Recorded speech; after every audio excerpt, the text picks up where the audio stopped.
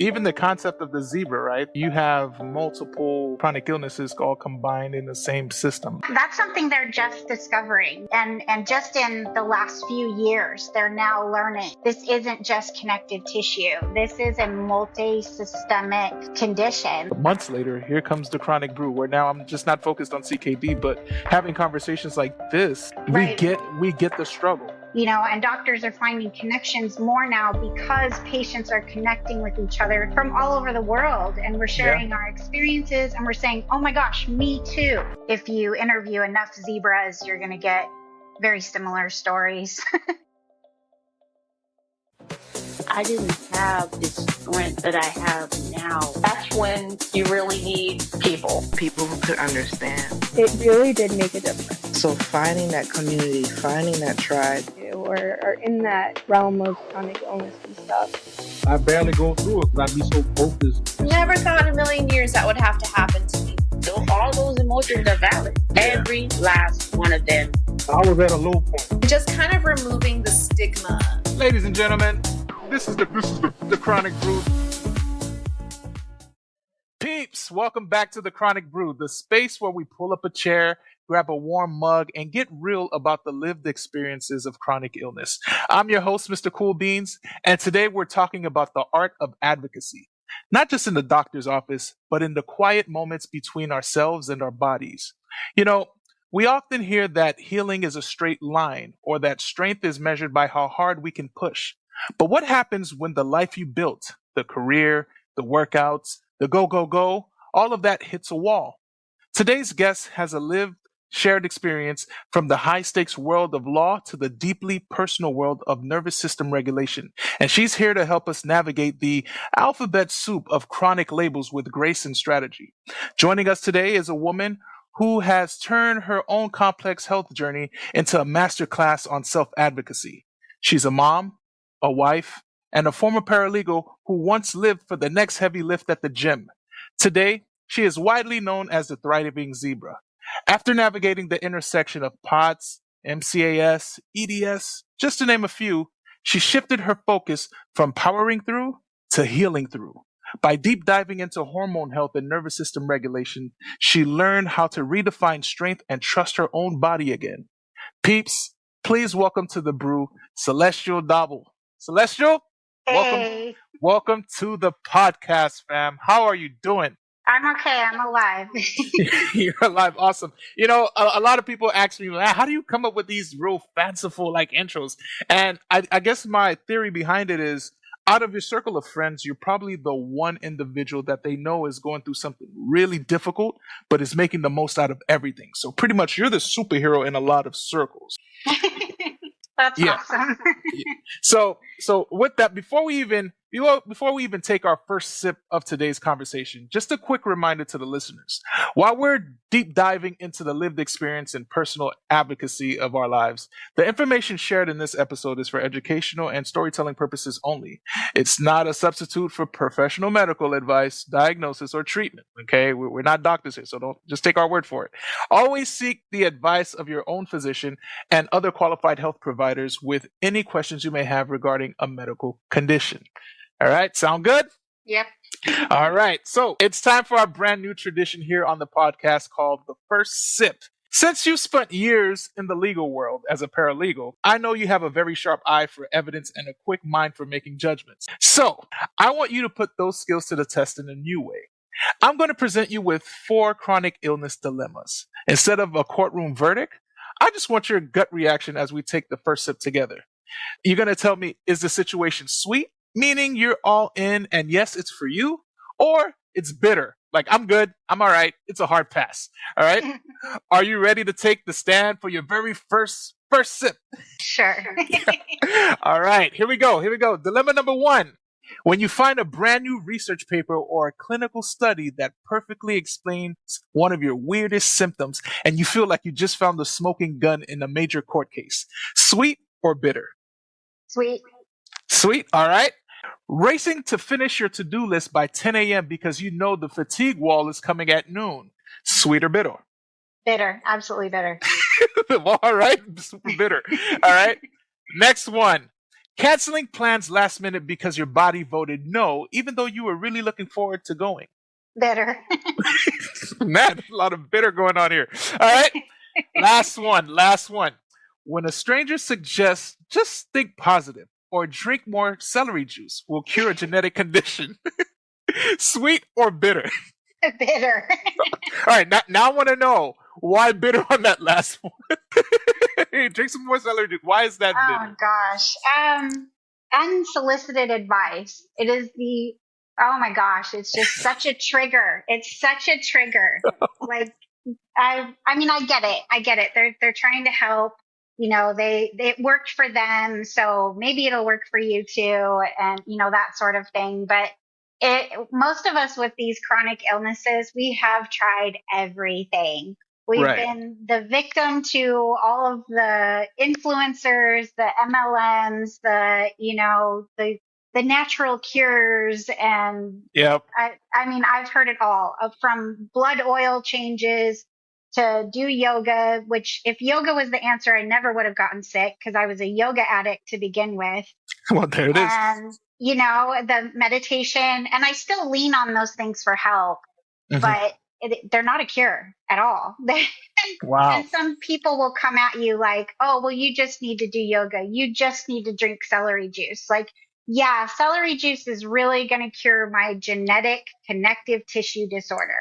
Like, that's like putting paint on a house and expecting that to fix its foundation. It's not going to happen. I think we all can agree that unsolicited advice is about as bitter as, have you ever had burnt espresso? Oh yeah. That's awful. Yeah, guys, burnt espresso, it tastes, you know what? All right, we'll save espresso for later. Okay. But it's actually that sharp analytical mind, that court case edge, that I want to talk about next. You've had this massive shift from the courtroom and the gym to a life of advocacy that you lead now. To kick things off, I'd love to go back to the beginning. Before the alphabet soup diagnosis and all that stuff, you were a paralegal and a self-described gym addict. What did your life look like then? And looking back now, were there any early whispers from your body that you were maybe just too busy to hear? Oh yeah, absolutely. I at this point, looking back now, I'd probably call them screams versus whispers. Okay. But my life then was completely different. I was a different person, I feel like, even as a whole. I had the energy to shower every day. Right. I miss that. Like you said, I was a mom, a wife, full-time paralegal, and everything that comes with that. My boss even used to call me Wonder Woman. And at the time, I just thought, there's no way. Like, I'm just living a normal life. But looking back now, I can see how she saw that, Right. And my husband and I, we were 50-50 partners. We've been together since high school. So, I mean, we know each other better than most people do. And life was insanely busy, but it was good. And I loved the feeling of being productive and strong and capable and, young enough to keep up with my kids. We started really young. I had my first at 17 and my last by the time I was 23. So, we always told ourselves, when my youngest is 18, I'll only be 41. And that's when my husband will be retired soon. And we're like, okay, then we're going to travel and do all these things.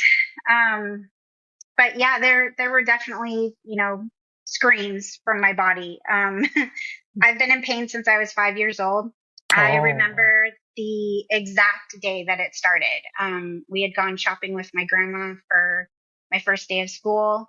And it was excruciating, just foot, leg pain. And it never stopped from there. Like I've lived with chronic pain since I was 5 years old.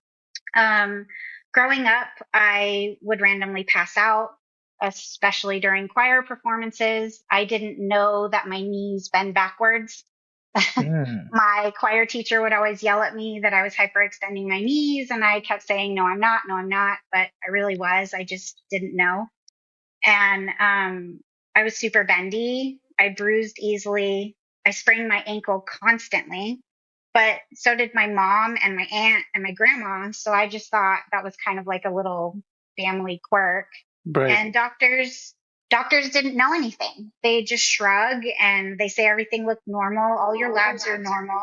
So I learned to treat my body's whispers or screams like background noise. And even during pregnancy, like things that happened looking back now that were huge red flags. My stretch marks split open and bled. Whoa. Yeah. My hip would slip out of place when my baby would stretch in my belly. And I didn't even mention it because it didn't really hurt. It kind of just felt weird and icky. And I thought it was normal, because everybody says, oh, well, your hips are going to spread when you're pregnant. So I just thought that's what it felt like.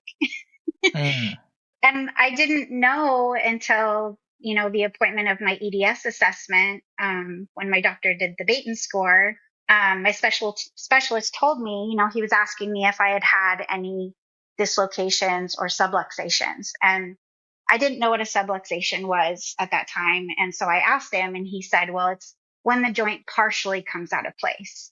And I said, and then I explained the thing with my hip. I said, well, I've had these moments during pregnancy where my hip kind of feels weird. And I said, maybe, yeah, it did slip out of place. My baby would stretch and then I would have to lay on the floor and have my husband pull on my leg and it would pop back into place. And he looked at me and he said, do you realize the hip is one of the hardest joints in the body to dislocate? And I had no idea. And he asked me, did it hurt? And I said, not really. It just kind of felt weird. Like I didn't feel like I could walk on it. It felt unstable. And I said, and it just instinct told me that if my husband pulled on my leg, it would feel better. And it did. And he kind of just laughed at me. But I had no idea that any of these things weren't normal. There's no guidance from doctors. And back then, 40 years ago or 20 years ago when I was pregnant, the awareness even then was just lacking. And it's hugely increased in the last 10 years, since the new CEO started the Ehlers-Danlos Society. But, back then it just, was absolutely unheard of. Wow. I'm Celestial. I am the thriving zebra. I love crafts. I'm a seamstress. I have been sewing since I was 6 years old. I used to be really big into scrapbooking when my kids were little. I'm a very creative person at heart. I nurture a small jungle of houseplants. I am on Facebook, Instagram, Threads. The best place really to reach me is Instagram. I'm on there the most. Most of us, we have that line in the sand moment where, the power through mentality just stops working. Like, that I can just keep going. I can keep going. But for you, what was the catalyst for you? What was that moment when you realized that this wasn't just a rough patch, but a completely new chapter that you had to like navigate through? Yeah. So I kind of had two. I guess my body says go big or go home. Usually, it tries to say that to us. The first one was March of 2019. And this is the crash that forced me from my career. I couldn't stop sleeping and, it just came out of nowhere. And I was sleeping so much that my husband would even come in and check my pulse because, like I said, we've been together since high school and he'd never seen me like sleep this much. I was sleeping like 16, 18 hours and just still so exhausted. And it was really scary. We didn't know what was going on. And I was having all these other weird symptoms. At the time I had a really good endocrinologist. He's the one that had finally listened and, diagnosed me with Hashimoto's. And, he, ran every test he could think of within his ability. Real quick, for the listeners who don't know what Hashimoto is, could you quickly describe what Hashimoto is? Absolutely. So Hashimoto's is an autoimmune condition where your body attacks your thyroid. And if it goes long enough, then your body causes permanent damage to your thyroid. And 90% of people who are hypothyroid, which means a sluggish thyroid, they have Hashimoto's. And it's hugely underdiagnosed. Most doctors don't run a full thyroid panel. And it took me 15 years to get a thyroid diagnosis. And by then my body had already done permanent damage. So I am permanently hypothyroid now. Okay, so going back 2019, you get this diagnosis. Yeah. So he had run, all the tests that he could think of. Like I said, there's just very little knowledge of EDS, POTS, and MCAS. So none of that was tested for. He diagnosed me with chronic fatigue syndrome and adrenal dysfunction. My cortisol was normal, but it was at the very bottom end of normal. And so he felt that if I, reduced stress and rested, that it wouldn't turn into full-blown adrenal insufficiency, that I would be able to heal and get better. And he thought in a few years that I would improve. And so I did what he said, and I really felt like I was improving. By 2022, I felt like I, was getting some energy back, and even to the point where I applied for another job. It was the type of job where you have to go through, quite a bit of testing and a background check and that sort of thing. So I was still going through all of that processing, and they were going through my background check, and then April of 2023 happened. So this is 4 years apart. So I had gone shopping with my daughter, which that girl can shop. I mean, she makes shopping an extreme sport. So okay. We are out all day long, I think 10, 12 hours, and, just having fun and enjoying the day. This is her annual birthday shopping trip. But I came home and I slept on the couch for a week and didn't realize an entire week had gone by. Wait, hold on. Pause for a second. Hold on. Wait a minute.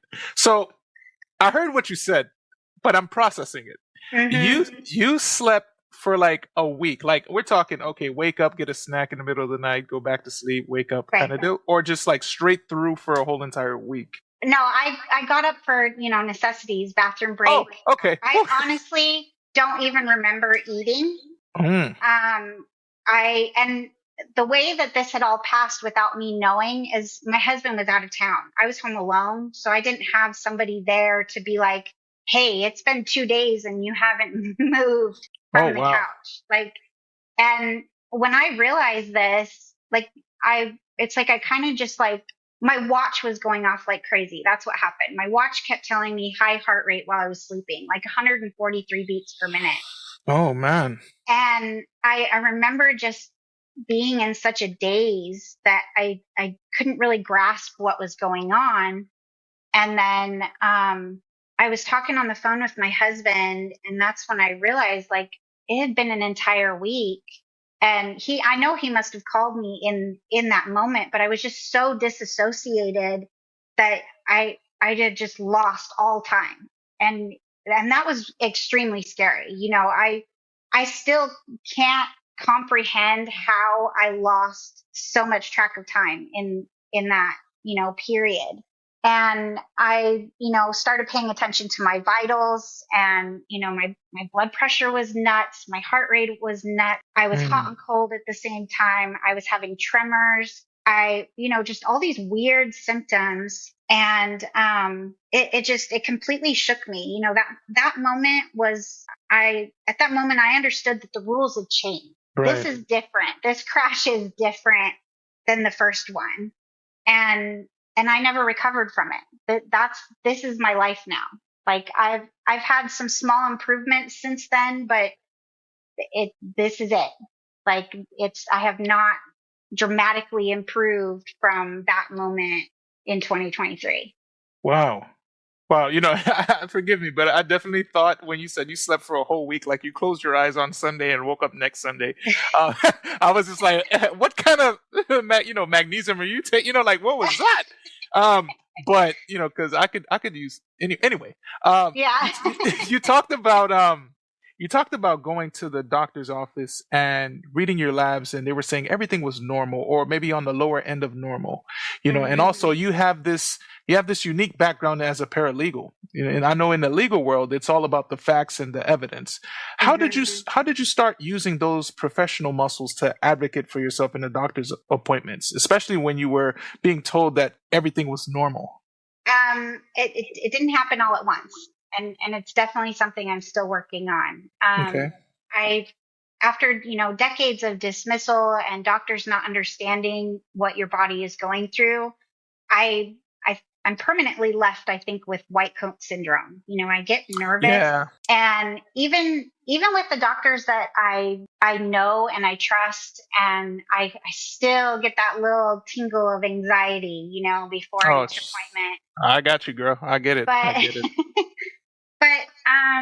yeah, as far as my experience of researching and documentation and timelines and organization, yeah, that would be where I flexed my paralegal muscles. Just knowing where to look for information too is extremely important, because there's so much misinformation out there online. Right. So that's a big part of it. And I dove deep into research papers as much as I could find, and online support groups, just to learn from others and their experiences.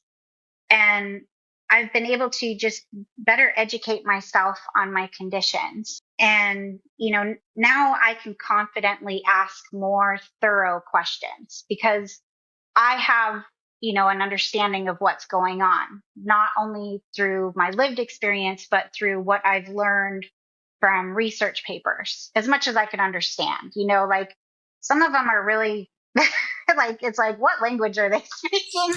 And Right. it's different from, legal jargon. Right. So it's taken some practice, but I think for the most part, I get, the gist of what's going on. And now I can ask, like I said, those better questions. And then with the right providers, you'll get better answers. Just knowing what questions to ask and knowing how to document your symptoms and, that sort of thing. It's so important. And it's made a big difference for me. Oh, absolutely. I can imagine for sure. You and I are both a part of the Chronic Comfort Club. And what I've Yeah. come to learn is that, living with POTS, MCAS, EDS, all of those chronic conditions, it can feel like you're fighting on 4 different fronts, all at one time, So my question for you now is, like, what was there a specific moment where the light bulb went off and you realized that these weren't just random symptoms? Like, these were a connected system, rather, that needed a different approach. Yeah, I think that was definitely the day that I was diagnosed with Ehlers-Danlos syndrome. Okay. And, and my doctor had explained to me, because at the time I didn't know what that was. Right. I had come across it in the past, in my research before, like, just, and I don't know, it would pop up and I just thought, no, that's not me. I'm not that extreme. There's no way. And I would Right. just not even look into it further. But anyways, I think it was definitely that moment. And, leaving the doctor's appointment, it was kind of like in the movies when, everybody's life flashes before their eyes, or there's the wavy lines and the heart music, Right. Except my brain isn't that fancy. But as I was leaving the appointment, all those little screams, those whispers are all coming together, and I'm realizing this is all part of living with Ehlers-Danlos syndrome. Like, all of these crazy things that I've had, like the rare birth defect that I was born with, I think is absolutely linked to Ehlers-Danlos syndrome. And then, all the other stuff, like I used to get sick all the time. I was in the hospital for, I don't even know how long. I think maybe 2 weeks. When I was in like 3rd grade, I had pneumonia really bad, and then had to go home with an at-home care nurse. And I had to have corrective surgery to, fix my lazy eye. And I don't know. It's been all these weird little things. And now I know that's all Ehlers-Danlos syndrome. The slow healing when I had abdominal surgery, and my doctor going, I've never seen that before. And, it was like light bulb, this is why all of it is because of Ehlers-Danlos syndrome, and just how much it affects our body. Our body is mostly connective tissue. And when you have a connective tissue disorder, it affects literally everything. Everything. Yeah. Wow. So I remember you mentioning POTS. Take us through POTS. What is an experience with POTS like? And what kind of testing do they do to see if you have POTS? Like, what's that like? So they can do just your orthostatic vitals in a doctor's appointment. It's called the poor man's tilt table test, or the NASA lean test. And that's where they will have you lay down and rest for a few minutes. They, take a look at your heart rate and your blood pressure.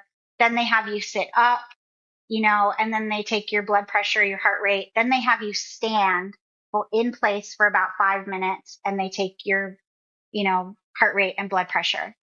And the POTS criteria is an increase of 30 beats per minute within 10 minutes of standing without a significant drop in blood pressure. And if you're somebody like me who has hyperadrenergic POTS, my blood pressure goes up. So my primary had done the in-office orthostatic, vitals. And he's the one who said, I think you have POTS. And I said, what the heck is that? Yeah, like POTS, are we cooking? Like, what's going on? Right. And so he explained, it's dysfunction of the autonomic nervous system. So that is, all of the automatic systems in your body: breathing, digestion, heart rate, blood pressure. The list goes on. Any of those functions your body does that it does without you thinking about, that's the autonomic nervous system. And our bodies are confused. They're mixed up. So it, doesn't know how to regulate your blood pressure when you put your hands above your head, or reaching away from your body, like to make the bed. All the potsies listening right now can raise their hand and say making the bed is one of the hardest tasks as a potsy. And it's the weirdest thing. But the tilt table test is they put you on a table. Your feet are supported by a platform. They strap you to the table so that if you pass out while you're upright, you're not going to fall off.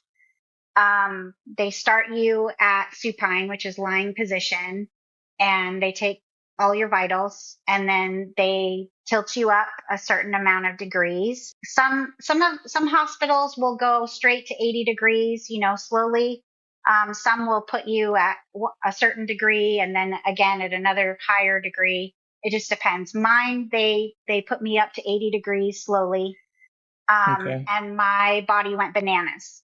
Oh my gosh. My heart rate went to 165 beats per minute. My blood pressure, and I'm not moving. This isn't, my body's freaking out, but I'm not moving. And all of this is because the nervous system is going haywire right now. Yes. Oh my goodness. So, and that's what POTS stands for, is the postural. So your posture. Right. Orthostatic is change of posture. Tachycardia is fast heart rate. And then syndrome is because it, affects all kinds of symptoms, and they kind of don't really understand why. But, so my blood pressure went to 185 over 150. Oh my God. My EKG, my heart on the EKG just went crazy. And I was sitting in the room waiting for them to let me go home, and 2 hours went by, and I was like, what is going on? And finally the nurse came in and she's like, we're admitting you. Wow. So my body had gone into stage 3 hypertensive crisis during just being tilted up 80 degrees. And that's not even full upright. That's right. I thought I had a seizure during the tilt table test. That's what it felt like, a conscious seizure. Like I was having a seizure, but I was fully aware of it. Every cell in my body was tingling. The room grayed out.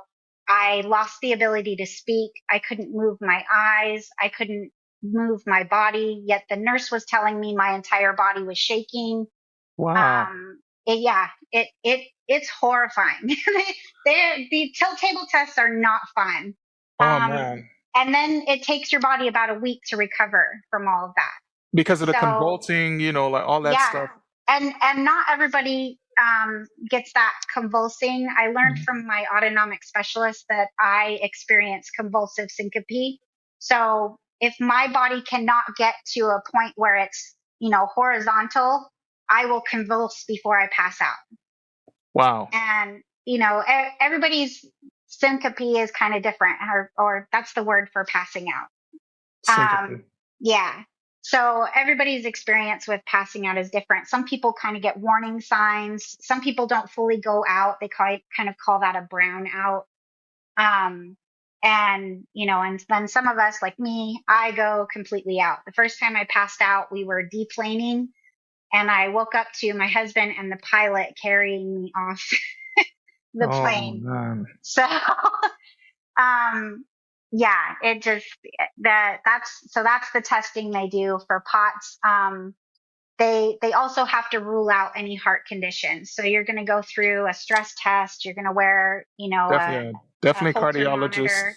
Yep.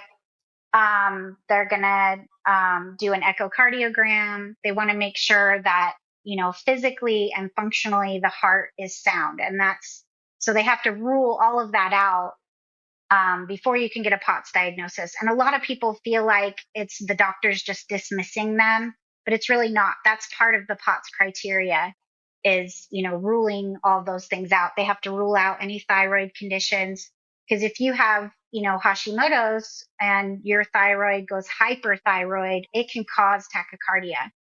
Right. So, there's a long list of tests that you go through before, you can really officially be diagnosed with POTS. And I think some people now, it's getting a little bit easier than it was, a few years ago. Awareness has just really helped that. I know some people that simply got diagnosed with just the orthostatic, vitals in the doctor's office, and yep, you have POTS. Here's your referral to go see, whoever. Right. So it's getting easier, and that's good. So does that mean no roller coaster rides for you at all? I've been to Disneyland since, and I probably shouldn't have, but see that hard-headedness, man. There it is. I gotcha. I spent all of probably 2023 and 2024 of, I'm not going to let this define me. And I suffered for it. Oh, wow. So I've learned now, and I in fact, I hate that phrase. So, but, I've been on, Tower of Terror, which is now the Guardians of the Galaxy. And I love that ride. I saw stars. I almost passed out, and then the ride ended. So. Oh my gosh! And like I know I don't have POTS or anything, but you know what ride got to me? Splash Mountain. Splash Mountain with the little bunnies on the inside, the little log ride. Right? It was eerie in a sense. You know what I mean? They're singing at banjos. Yeah. You're all calm and stuff. Water splashing around like a little kid. And then here you go. You see the whole park in front of you. You dive down. But I guess now the side question, or if we can take a quick side quest, because you talked about, I'm not going to let this define me. I'm going to be who, that person needs to be. The grief of chronic illness. How has that been? As far as like reconciling what is going on with you with who you imagined you would be in your, career, in your, later life, how has that reconciling been? Oh man. Grief never goes away, and that's something that I'm still working on. Right.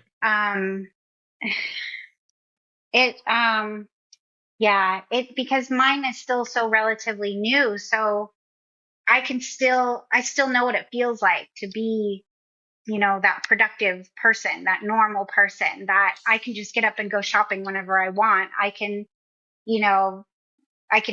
clean the house as a de-stress because I'm angry. And, I honestly miss that. Well, be angry as you need to. No, just kidding. Yeah, grief, it's such a heavy emotion, and I'm still dealing with that.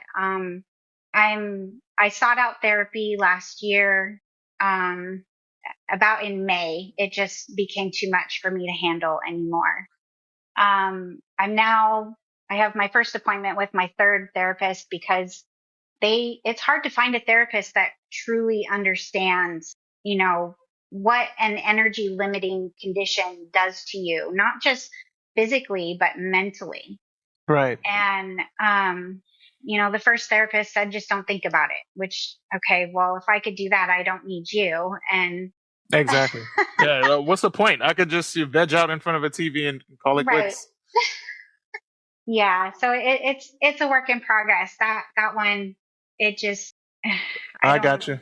It's like you're losing yourself, and every single day is a constant reminder of what you've lost, because that memory is still so close of how I just used to get up and get dressed and go to the gym, or, go help my daughter with whatever she needs, or my boys, and I can't do that anymore. I can't just hop in the car and go do whatever I want. And, I can't even go to the store by myself anymore.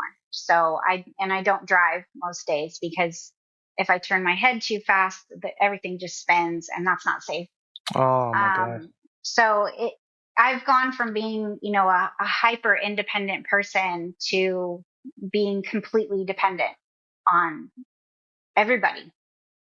Yeah. And that's just, it's really heavy. It's really, really heavy. We'll touch on that aspect a little later on. But I do want to get to some of the relief that you've been finding. You've talked about finding a lot of relief through hormone health and nervous system regulation. For someone listening who is tired of the pill for every ill approach, how did shifting your focus to your nervous system change the game for your daily flares? It definitely quieted things down. It's not a cure by any means. But, having that constant fear in the back of our minds, that keeps our nervous systems on edge. And so, just finding ways where I can find stillness and remind my brain and my nervous system that I'm safe. And, through repetition, that's how our brains can kind of relearn that we are in fact safe.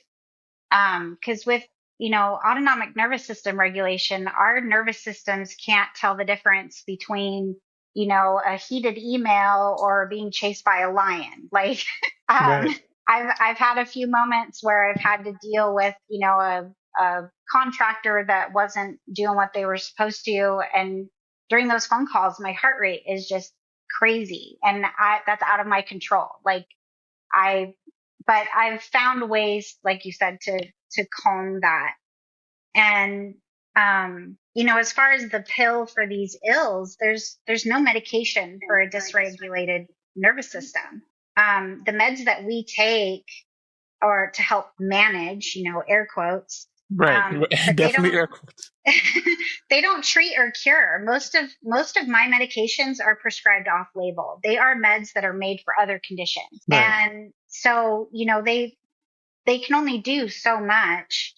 And what really helped me is, I guess, combining both. So I have a lot of medication that I take, but I have my natural tools like pacing and stress reduction, and, nervous system care, which is like diaphragmatic breathing, meditation, relaxation. And, and again, those are the things that we usually hear as unsolicited advice, Right. Have you done yoga and meditation? So, trigger warning, but, like I had said before, it's not a cure. It's not treatment, because if it was, that I never would have gotten sick in the first place, because I, was a dedicated yogi. And, but, deep in my soul, I'm an outdoorsy girl. And honestly, we're all basically complicated houseplants. We we need sunshine, hydration, and nutrients. And so I learned that you can, rebalance your circadian rhythm by sitting outside for 10 to 20 minutes within an hour of waking. Sorry. Right. So, I try to do that as much as possible. Obviously not during the summer. It's way too hot here. Oh, absolutely. Yeah. And in the early, gentle times of sunshine and, touching grass or I touch houseplants. I talk to my houseplants. All of that is calming for your nervous system. And sometimes it's like the most simplest things. I actually came across a program. She's a physical therapist on Instagram. She also has EDS, POTS, MCAS. Her name's Melissa Keel, and she has a program called Regulate. And I started doing that program this year, actually, because I found it and I thought, okay, this is, a little bit more guidance on top of what I'm already doing. And I just started it, but it's very intuitive. It's very simple. It's not too expensive. I think it was like $50. Right. But that's helping a lot. Just, reminding the body, the nervous system to be calm. And because, one of the biggest challenges too with MCAS is it creates thoughts of doom. So when the mast cells release these chemicals, your mind can actually go to this place where it thinks you're dying. Oh, man. And so trying to keep yourself out of that headspace can be a challenge when the MCAS is flaring. And, it can really cause a lot of people to spiral, and then it's going to create this vicious cycle. Then now your nervous system thinks, oh my gosh, danger, I'm not safe. Fight or flight. Yeah, exactly. So it really takes a lot of work just to try to calm everything down. And it has taken the edge off of, the flares. I know that when those thoughts come, this is not reality. I am not dying. I am safe. And you kind of just have to talk yourself out of that. And if I can, stop in the moment and do some diaphragmatic breathing, I can actually get most of the symptoms to calm down without having to take one of my rescue meds. Nice. Yeah. And then, if some time goes by and it's still just, hitting hard, then I know, okay, this flare is too much for the natural tools. Now I need to take my rescue meds. But obviously I'm monitoring before I make that decision. I'm checking my vitals. I don't want people to put off taking their rescue meds. Right. Awesome. So, I check all my vitals, while I'm trying my natural tools. And then if I have to go the next step, then I absolutely go the next step without hesitation. So. Well, let's take a next step. Let's switch direction to another aspect of your life. When you talked about going to the gym, why don't you tell everyone about the time that you won Miss Olympia back in 2024? Very funny. Just kidding. But seriously though, coming from a gym heavy background, your identity, I'm pretty sure, was probably tied to what your body could do. Now that your body requires more rest and regulation, how have you redefined what strength actually looks like? Is it harder to be still than it was to hit a personal record? Absolutely. Yeah. It's so much harder to, choose rest when I want to do. I'm that person. I'm the ride or die. You say go, I'm there. Let's go. And so, I'm to have to say no because my body is telling me I need to rest it's so isolating, and it can be devastating because there's so many fun things going on that the family is doing or that my kids are doing, or and I have to rest. Right. And that's harder than any HIIT class or CrossFit or intense training session ever was. Wow. And strength, the definition of strength now is it's unrecognizable. You know, because now strength is stopping before my body forces me to. It's choosing rest when my brain is still screaming, you're fine, just push a little longer. And it does that constantly tells me, you're fine, you're just being dramatic. You know, you can do, you know, 2 more things and then you can go lay down. And I have to ignore that voice in my head. And I actually, you know, I have an app that my doctor recommended that helps me, you know, realize that I'm not, you know, let's see. It helps me realize that like what my brain is telling me isn't true. Because the app will go off and say, you know, you've been in exertion mode for 2 minutes. And this is all the while my brain's been telling me you're fine. Well, obviously I'm not, because right. my heart rate's starting to climb, and that's with heart rate meds. So that means, yeah, I absolutely need to go and sit down. And I used to train myself to override that discomfort, and now I'm training myself to listen to it. And it feels completely backwards. And it's a whole paradigm shift. Yeah. And it's deeply uncomfortable still, even, you know, this is 7 years later. And, you know, there's nothing glamorous about canceling plans or lying down when you don't want to, you know, even when my body's screaming for rest. But, you know, my brain does not feel that I'm sick enough, but I have to make these adjustments. I have to make these adaptations. And they hit in every single aspect of my life. Even getting dressed and basic hygiene takes special calculations and constant thought. And it's that restraint that's what keeps me at the level that I am today. And that's the strength that, you know, I'm forming. Right. You know, I can imagine being a mom and a wife while managing chronic illness adds a whole other layer of complexities. How do you handle, you know, I think you alluded to it, you know, just now, you know, the chronic guilt that often comes with having to say no to your family, you know, and how do you teach your loved ones to understand your energy limits? Yeah. I still definitely deal with guilt. It's not as loud as it used to be. I think I'm finally kind of, you know, coming to terms with this, but it's a difficult emotion to manage, especially for a lot of us with EDS. You'll find similarities in a lot of our stories.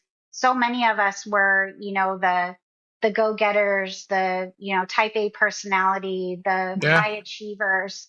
And so, you know, part of those personality traits is being hyper independent and hyper vigilant.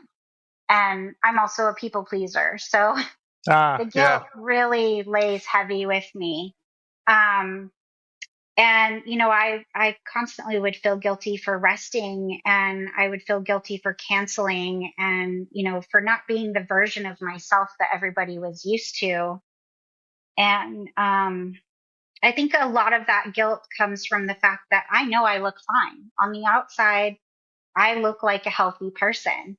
You know, what helped me, and I learned this with time, was realizing that guilt doesn't protect my relationships. It just exhausts me. That is powerful. Yeah, it wasn't worth it. So instead of constantly explaining my illness, I started explaining my capacity. And because that's something that, you know, people can understand more. Even the most supportive person in your life doesn't fully understand what you deal with every day. And they're never going to be able to, ever. But they can understand your capacity. You know, instead of saying, you know, I'm sick or I can't do that, I say, you know, today I have about 2 good hours, and I want to use them wisely. You know, and it also sets boundaries. Yes. So let's plan, you know, whatever we're going to do, you know, within the 2 hours that I have, And then, then I can go home and rest, and they can choose to do, whatever they want to do. And, cause if I push past my limits to make other people comfortable, then I pay for it later. They don't. They go off and live their lives. I'm the one that pays. So Right. it just, I kind of had to realize that, obviously after I learned the hard way. So, Yeah. but when I pay for it later, that doesn't help anybody. Then I'm completely down and I can't do anything. So, now I model my limits and I show them, what my pacing looks like. I, help them be familiar with the app that I use. And, sometimes my husband understands my pace points more than anybody else because that's our language now. And, so I'll use that and I say no early instead of collapsing behind the scenes later. Yeah. And it's uncomfortable. It's not fun saying no, but at least when I'm up front, then, friends and family know what to expect. Right. And that's made the guilt, I think, a little bit easier. I'm putting that in my back pocket. I took some notes there. But Celestial, I think it's so easy to feel betrayed by our own bodies. It's like being trapped in a cage. You're a trapped enemy. What was the first step you took toward actually trusting your body again? I mean, even when it still wasn't performing the way that you wanted it to. I'm definitely still working on this one. Look, I get it. I'm trying because look, the other day, and I'm gonna little transparency here. The other day, I decided New Year, I'm cleaning out my garage, and it took practically the whole day for me to reorganize, throw away things, and knowing my whole situation with my kidneys, my energy production was just not with it. Like I started off really good, and then after a while, I started to slow down, and by the end of the night, trying to go to sleep would not happen. The next night would not happen. So I had to look into it. I did a little quick deep dive searching, and what I've researched was that uremic toxin buildups in your body when your kidneys aren't super functional, and it prevents you from sleeping. So here I am pounding it out, trying to think that I had the same capacity to do things as I used to before all of this. And then I'm paying for it on the back end. I mean, bags, luggage is under the eye. I'm sluggish, and I think I want to trust my body again, but when I have those experiences, it's still tough to this point. Yeah, I can completely understand that because with POTS and MCAS, when we overdo activity, well, especially if you have hyperadrenergic POTS or hyperPOTS, your body produces too much norepinephrine. So if I push too hard during the day, that builds up in my system, and then I feel exhausted, but my body is physically wired. And so I know exactly what you're talking about. And well, not exactly, but I can relate, and then with MCAS, with too much activity, it release, the mast cells will release histamine and all of their other chemicals. It's 1,200 or something from what I've heard. And histamine will keep you awake too. So it's kind of this, it's backwards. Yeah. Because they always tell you, you're not sleeping well because you're not active enough. Well, our bodies are different. If we're too active, then we're not going to sleep. Yeah, and we're not. It creates this horrible cycle. You see, and that's the beauty of what we're trying to do here. While I have one, this one diagnosis, and you have this other one, we get that struggle of what it means to overwork and not be able to rest afterwards because our body can't process it well enough. So I thank you for sharing that aspect because I really didn't want to feel like I was alone in that one. But here's what we're gonna do now, Celestial. We're gonna take a good pivot right now. We're gonna go to a segment called the espresso shot. I'm bringing back the espresso because we're almost at the bottom of our cup. I call this the espresso shot because we're gonna just pick up the pace really quick. I'm gonna give you 3 quick fire prompts. All right, I don't want you to think too hard. Just give me the first thing that pops up in your mind. Are you ready? Yeah. All right. If your chronic illness gave you an actual literal superpower, other than the ability to nap anywhere, what would it be? I have no idea. Just give me something. What? First thing. Boom. A superpower. I want to know what doctors are thinking. Mind reader. Like, look at this guy again coming in here with this. Yeah. Okay, next question. What is the one song that gets played on repeat when you're stuck on the couch and need to feel like the main character? Oh gosh. Yeah, there we go. Let's go. I'm horrible at naming songs. You got a rhythm or something? If you want to sing it. I like Billie Eilish. I like her "What Was I Made For." That's a good song. Yeah, I don't know. There's too many. All right, and then the last question: if you could pick any animal besides a zebra to represent the chronic illness community, what would it be and why? There we go. Yeah, let's go. My brain immediately said sloth. That's good. Wait, what? Sloth. Wait. That's my new spirit animal. Time all the way out. Sloth? Okay, why? Why sloth? Are we because we move slow? We don't have energy? Yeah. I told my husband that my new spirit animal is a sloth. So that was just on the top of my brain. Wow. I'm waiting for raccoon, maybe butterfly, mosquito, something. It's sloth. All right. We'll take it. All right. Okay. We'll take it. Oh man. All right. That was actually fun. I think we all need some mind reading superpower on the hard days, especially when we go to the doctor's office. But sorry, sloth. But truly, Celestial, talking with you today has been such a masterclass in resilience. My goodness, I hear you when you talk about making time for your family and probably having to say no, and then reminiscing on who you were, with everything that's going on and the grieving process of all of that.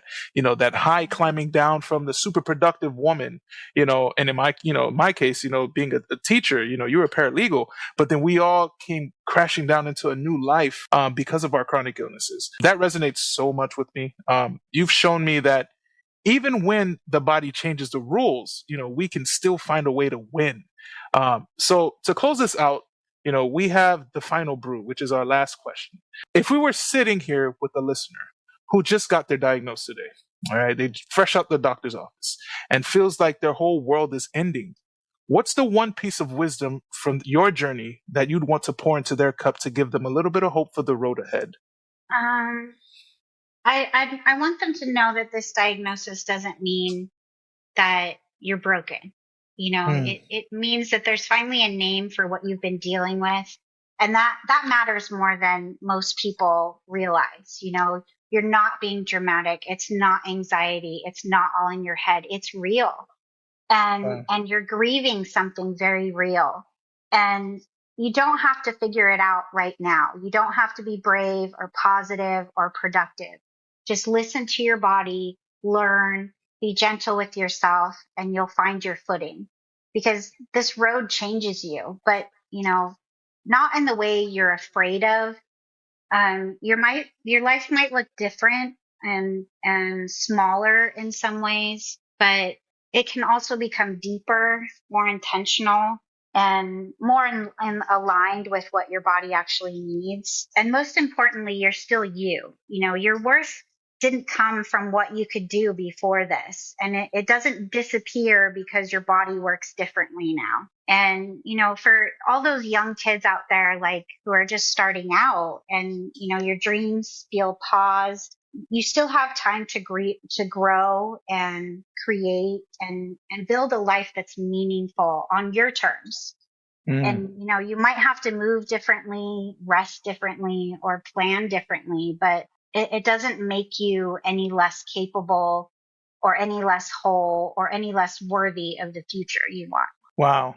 Celestial, those words are exactly the kind of warmth we need in our community of chronic illness. Thank you so much for being so open with us and for helping us see that there is a way to thrive, even as a zebra, Yeah. Where can listeners go to follow your journey? Instagram is, like I said, where I'm most active. I'm also on Facebook. I'm on Threads. I started a blog, but I haven't really dived much into that as I probably should. But Well, there it is. For everyone listening, if you felt a connection with Celestial's story today, please go and follow her. I mean, please, get connected with her. I'll also have all of her tags and even her websites in our show notes. Also, if you enjoyed this pour today, the best way to support the Chronic Brew is to subscribe, leave us a review, or even better, share this post with a fellow spoonie who might need to hear Celestial's message today. You can find me on Instagram at MrCoolBeans2889 to stay tuned into my journey with chronic kidney disease and how I'm helping to build a bridge of understanding across the spoonie community. Again, guys, I want to thank you for pulling up a chair and listening to us as we share this time together. Remember, your story is your power. You are your best advocate. You have a voice. And with that, we'll see you at the next Chronic Brew. I'm Mr. Cool Beans, and I'm out. Peace.